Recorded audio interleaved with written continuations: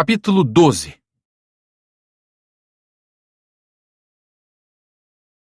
César não acreditava no que via.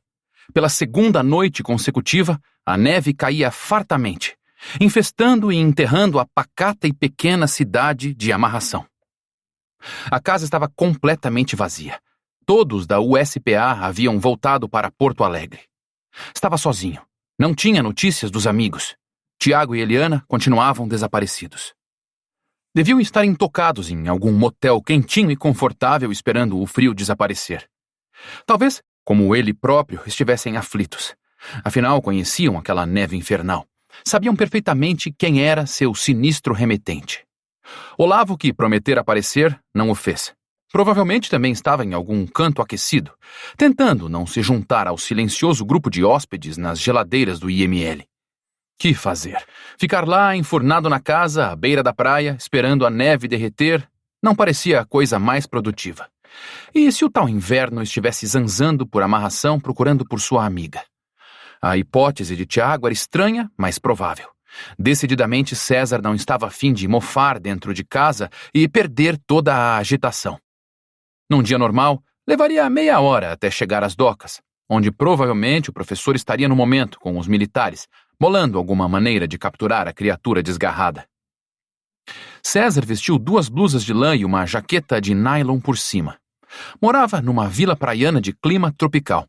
E, apesar da fama do estado do Rio Grande do Sul, peças contra o frio eram raras em seu guarda-roupa.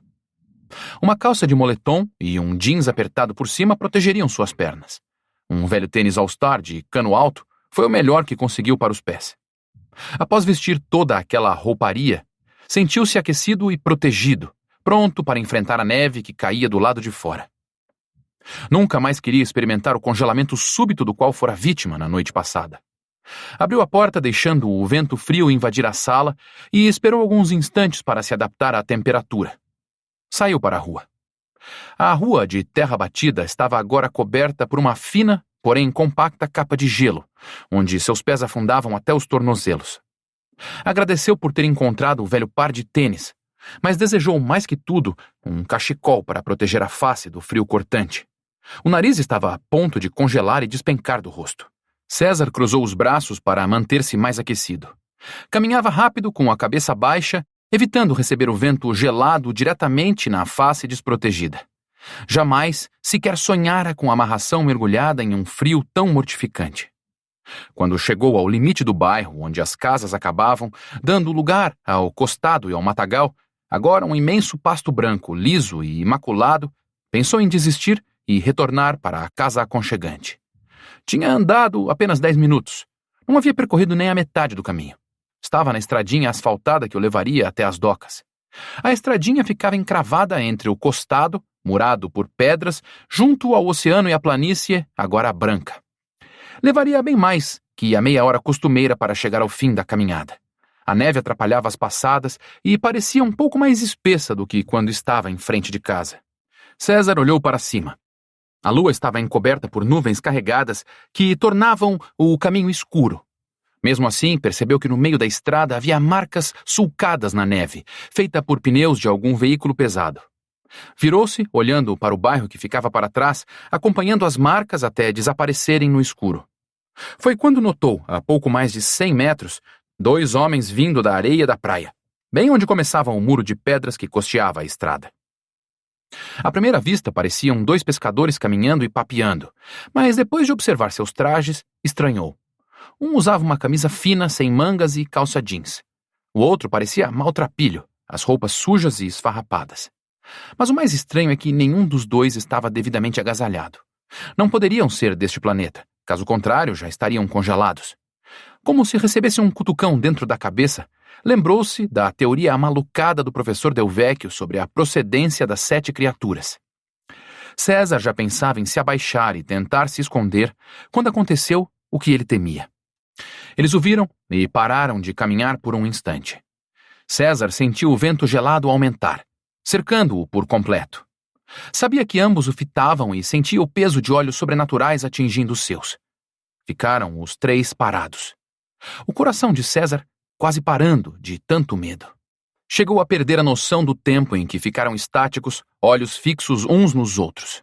Sentiu a garganta seca e ferida pelo ar gelado. Sua respiração liberava compridas e compactas nuvens de vapor. Parecia que aqueles dois estavam prontos para vir correndo e atacá-lo como bichos selvagens. Poderia correr mais que eles. Se conseguisse, chegaria primeiro às docas e pediria ajuda aos militares. Estava prestes a investir na tentativa quando os dois retornaram à caminhada em direção ao bairro rumo à Rua da Saudade. César sentiu-se aliviado e continuou rumo à base. Eventualmente se virava, a fim de verificar se estava sendo perseguido pelas criaturas. Estavam dentro do caminhão, voltando para a base de operações. Brites ouvia o major fazendo perguntas pelo rádio, mas não conseguia responder a todas. Além de o frio tê-lo afetado, o que mais o havia transtornado foram as fortes imagens dos soldados mortos povoando-lhe a mente. Mas eles três estavam vivos. Haviam resistido ao frio congelante. O tenente, absorto em suas sinistras lembranças, percebeu estar sendo sacudido por um dos soldados. Senhor, tem um homem na estrada logo à frente, pode ser o tal. Brites ergueu-se e, com as costas curvadas, dirigiu-se para a parte frontal do veículo, onde podia visualizar a estrada iluminada pelos potentes faróis do caminhão. O que seus olhos detectaram foi a silhueta de um homem protegendo os olhos da luz dos faróis com um dos braços na frente do rosto. A impressão fragilizada que a silhueta estampava não condizia com o comportamento da criatura que Brites vira ressurgir da morte, segundo a reportagem do professor Delvecchio. O homem estava muito branco. A neve havia deixado sua cabeça parecida com um capacete de gelo, além de forrar suas roupas, visivelmente prestes a desabar congelado. Brites viu uma série de pontos luminosos percorrer o corpo do homem. Alguns se alojavam na altura do coração e outros vagueavam em diferentes partes da cabeça. Eram as miras laser das armas dos soldados. Não atirem! Ele não é o nosso homem! Os pontos luminosos desapareceram. Contudo, o homem permanecia parado, assombrado, no meio da estrada, ofuscado pelo farol do caminhão, sem se dar conta de que seu corpo poderia ter sido cravejado de balas de grosso calibre. Estacionem ao lado desse infeliz, vamos recolhê-lo, senão ele morre aí no gelo. O caminhão ultrapassou o misterioso andarilho e encostou.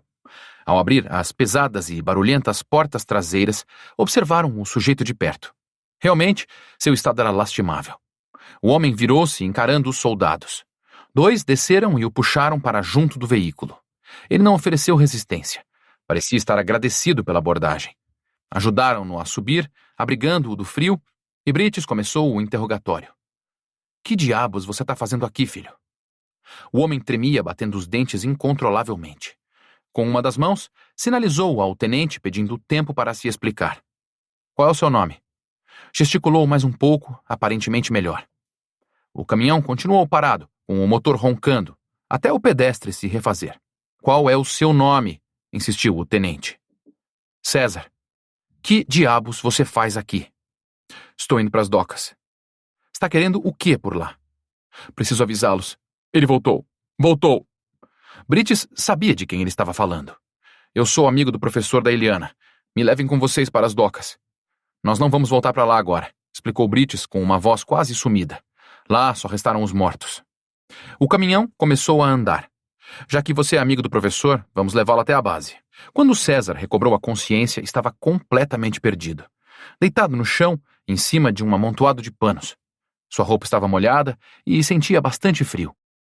Levantou-se no escuro, batendo contra objetos de formas quadradas, levando alguns deles ao chão. Estava confuso, estava perdido. Onde estava? O rapaz caminhou pela sala escura. Encontrou um interruptor. A luz clareou todo o recinto. Que diabos estava fazendo em uma sala de aula? Ali era, sem dúvida, uma sala de aula. Quadro negro, mesas escolares baixas, algumas caídas, derrubadas por ele mesmo. Num canto onde estivera adormecido ou desmaiado, havia um amontoado de uniformes militares. Caminhou até a porta. Ouvia um murmúrio contínuo, passos, mas não via ninguém. As vozes estavam afastadas. Voltou fechando a porta. A sala estava bem fechada, com todos os vidros cerrados, mas o frio era extremo. Em parte, garantido por suas roupas molhadas, César despiu-se totalmente. Vasculhou entre os uniformes militares procurando por peças que condiziam com sua estatura e peso. Pelo cheiro agridoce que exalavam ao serem remexidas, certamente eram roupas sujas. O frio era tanto que César resolveu ignorar a higiene. Vestiu as peças que encontrou e voltou a aquecer o corpo.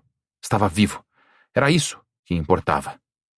Pensou que jamais chegaria às docas, que perderia os sentidos lá na estradinha, que se juntaria à neve e seria encoberto e esquecido, morrendo congelado. Felizmente, os soldados o haviam encontrado. Então era isso. Deveria haver outra base operando ali na escola municipal. Ela ficava no extremo oposto da cidade em relação às docas, o que fazia sentido. Não se lembrava com exatidão das palavras do tenente. Lembrava-se apenas que a palavra morte saltara da boca do homem, revelando que nada mais havia para se fazer nas docas. César saiu da sala e foi para o corredor de ladrilhos. Nas salas vizinhas não encontrou ninguém. No fim do corredor, o murmúrio aumentou, chegando a discernir vozes. Através da porta de vidro que dava acesso à recepção, ele pôde enxergar a movimentação dos militares. Haviam improvisado um grande galpão de lona no pátio frontal da escola municipal. Passou pela porta, alcançando o pátio. No meio da agitação, percebeu um rosto conhecido. O professor Delvecchio conversava com um homem vestido de padre. Caminhou entre os soldados sem chamar a atenção. Afinal de contas, estava uniformizado como eles, misturando-se completamente ao ambiente. Só perceberia que o novo sujeito não era um soldado de fato, aquele que pusesse os olhos em seus pés. Em vez de coturnos lustrosos, César calçava seu par de All-Star. Percebeu inúmeros aparelhos eletrônicos instalados por todos os lados, cada um monitorado por algum militar. Nenhum deles perdeu tempo em observá-lo. Todos pareciam realmente ocupados com seus afazeres. Quando se sentiu mais à vontade, César se aproximou do professor que estava entretido numa conversa com o padre. Aproveitando uma pausa, ele os interrompeu e cumprimentou o Delvecchio. O professor espantou-se ao reconhecê-lo. César? Agora tu é militar também? Não, só tomei emprestada essa farda. Na verdade, já estou sentindo minha pele formigar dentro disso aqui. Deve ser alergia, brincou o padre. César riu balançando a cabeça, concordando com o padre. Você sabe da minha ajudante? Eliana? Os dois sumiram, ela e o Tiago. Foi por isso que enfrentei o frio e tentei chegar às docas. Meu Deus, que diabos aconteceu com os dois? Não sei. Quem é essa moça? Perguntou o padre. Minha assistente. Trabalha comigo na universidade. Excelente moça. Este é o César, um dos rapazes que encontrou a caravela. Estendeu a mão ao padre. Eu sou o padre Alberto Cantor. Cantor? É só o sobrenome mesmo, porque cantar que é bom eu não canto nada. César sorriu. Mas seu gesto não durou muito tempo. Lembrou-se da noite fria, dos amigos sumidos e do monstro solto. Professor, já conseguiram capturar aquele espécime? Delvecchio meneou a cabeça negativamente.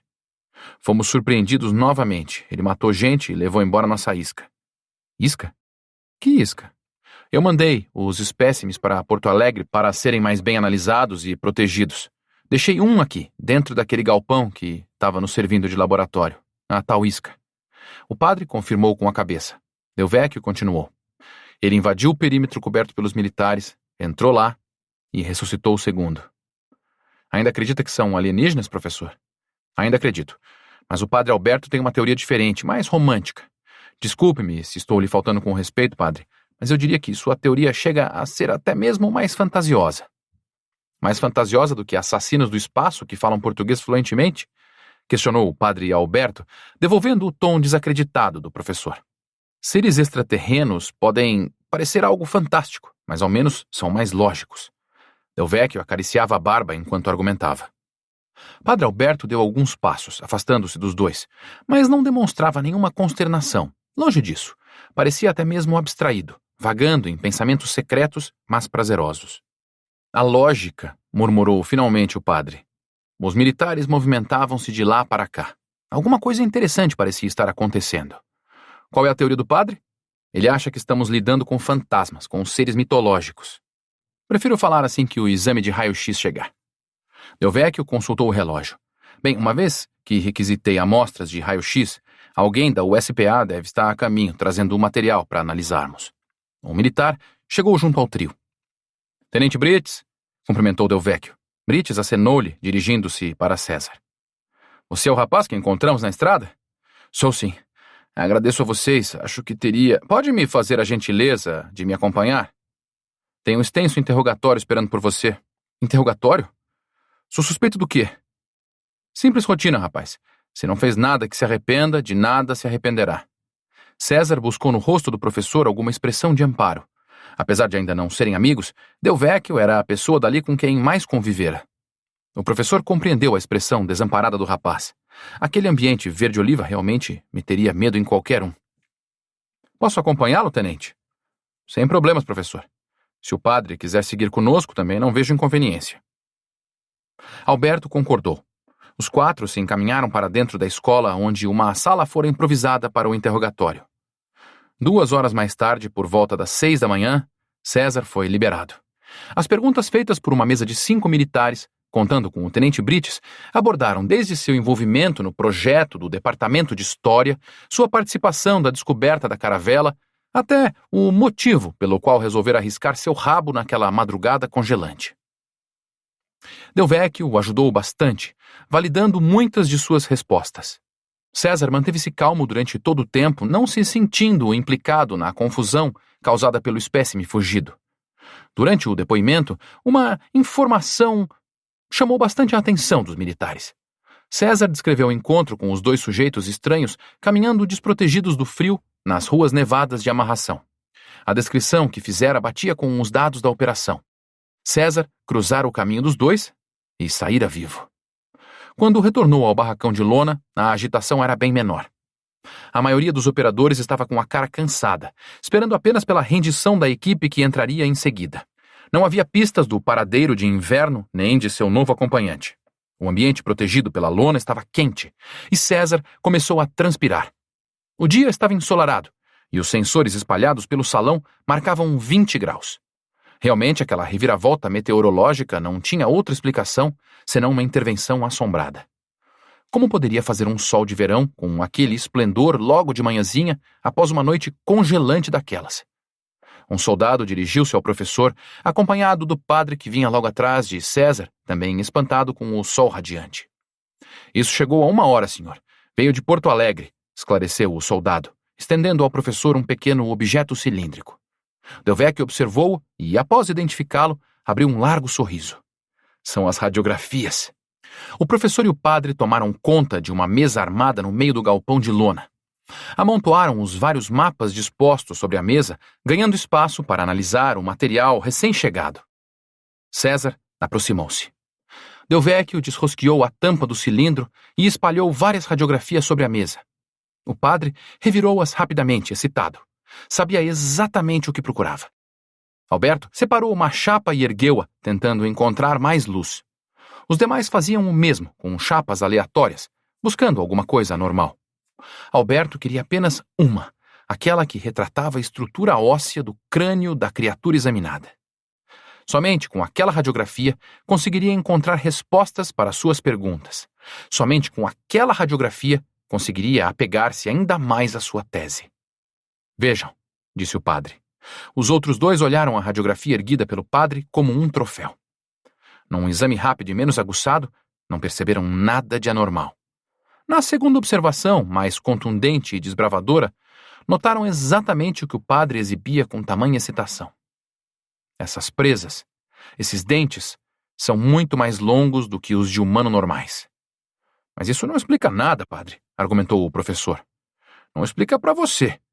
Mas era só o que eu aguardava para ter certeza de minhas suspeitas.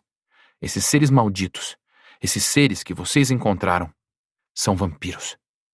Ora, padre, esses caninos podem apenas ser algum tipo de deformação. Del Vecchio, agora é você que não quer enxergar. Essa deformação não aconteceria nos 5 crânios. Mas você viu apenas um? Já viu o suficiente. Pode procurar pelos outros crânios no meio dessas chapas. Todos eles terão essas presas. César, calado, já procurava pelos outros crânios. Todos os que encontrou apresentavam um par de caninos descomunais. O padre parecia ter recebido dose exagerada de alguma droga estimulante. O cansaço e o sono desapareceram de seu rosto. Estava agora elétrico e animado. Bem, professor, se você ainda não acredita, que tal fazermos juntos uma análise nos cadáveres dessa última madrugada? Disse César. Acredito que eles já foram recolhidos. E onde estão? No IML, respondeu César. Você sabe onde fica? Tem um amigo que trabalha lá. Ele pode ajudar a gente. Os 3 se encaminharam para a parte frontal do pátio. Pelo rádio de um jipe, Del Vecchio obteve permissão para sair com a viatura. Um soldado encarregou-se de abrir o portão e o carro ganhou a rua. Em frente ao colégio tiveram de conduzir com cuidado. Inúmeras pessoas amontoavam-se defronte à base militar improvisada. Pareciam prestes a invadir o colégio, empurrando-se mutuamente. César descobriu o motivo de tanto alvoroço. Não era a presença repentina dos militares em amarração que causava o frenesi, mas a presença daquelas câmeras de TV e repórteres empunhando microfones. O jipe atravessou o aglomerado e ganhou a rua de terra.